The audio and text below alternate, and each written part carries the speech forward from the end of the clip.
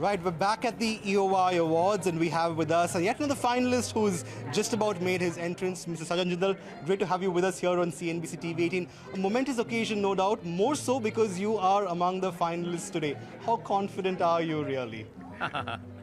It doesn't matter. As long as you make it to this finalist list is good enough. Right. You know, I have to ask you, Mr. Jindal, we find ourselves today at a place where entrepreneurship has become such a key focus, especially with regard to, how India has thrown the spotlight really on Atmanirbhar, self-reliance, and all that it entails from an Indian context.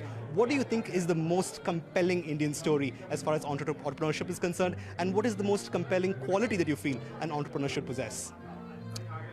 I think India as a country is a country of entrepreneurs.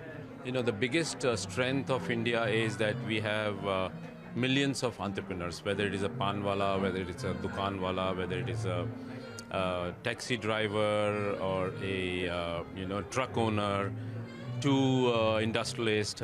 So India is a country of entrepreneurs, and that's what is great about India. Right. So if you talk about the bright spots, but there are millions and millions of them. There are so many stories that I hear every day that keeps me charged and keeps me motivated. Is all about entrepreneurship in this country. Right. Moving ahead, I have to ask you, in terms of the steel sector itself, where do you expect demand to come from going forward? Do you think those demand drivers remain strong for the outlook in the medium term? If you look at the whole world today, India is probably the only bright spot. And we are very fortunate that we are part of this bright spot at this time of our generation and stuff like that. So that's a big advantage. And as far as steel demand is concerned, the government of India is spending so much money on infrastructure, spend on development, whether it's the railways, whether it's the highways, whether it's the housing, and everything needs steel. So therefore, steel is growing like crazy, and it's really, really very heartening to see that India has become the second largest steel consumer and steel producer, and catching up. Of course, the number one is too large, but still we are moving very rapidly up. Right. But I also have to ask, given the fact that exports from China have not seen as much reduction as they were initially projected, given the fact that the Chinese economy is reopening, things are getting back on track, does that pose some concern for Indian steel players?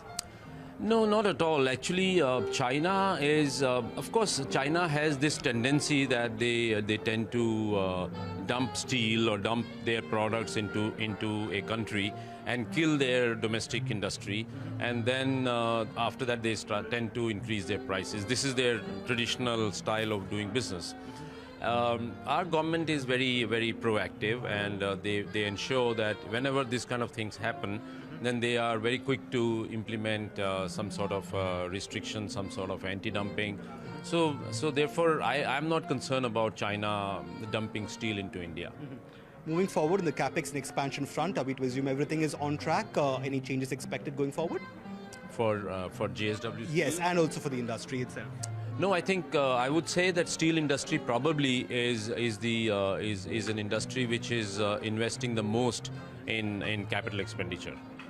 Probably, if you look at the different industries, I think the steel industry has the biggest capital expenditure plan going forward.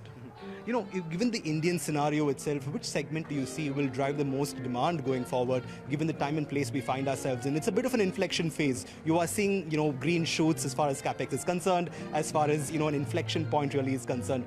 Where do you think that the key growth demand driver will lie in the Indian context?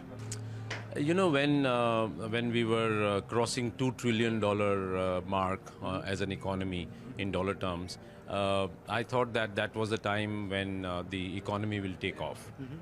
But now, today, at 3.5 or 3.8 trillion dollar economy, I'm seeing this takeoff happening. And this government is really driving that takeoff thing. It's across the industries, whether it is petrochemical, chemical, steel, cement.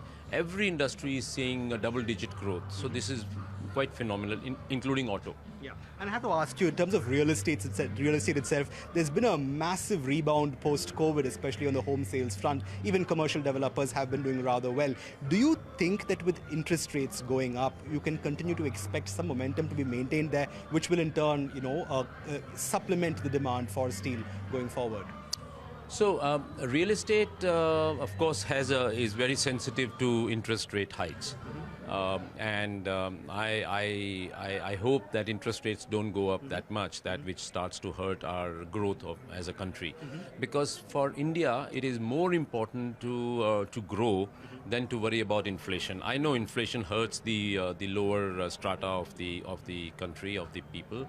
But still we need growth, because that gives more employment, more jobs. That is more important than worry about too much about inflation. We have to worry about inflation, but it should not be overarching decision that we have to cut the inflation. I think because inflation today in India is mostly imported. It's not only based out of Indian produce. Oil is very high price, gas is very high price. So energy prices are very high, and that's why we see this inflation in India. So therefore, real estate, I feel if the interest rates don't go up, will continue to grow rapidly. That was Sajjan Jindal there, bullish on real estate, but the hope still lies that interest rates don't go up at least more than they have in the recent past. With that, we'll slip into a very short break, but keep staying tuned to CNBC TV 18.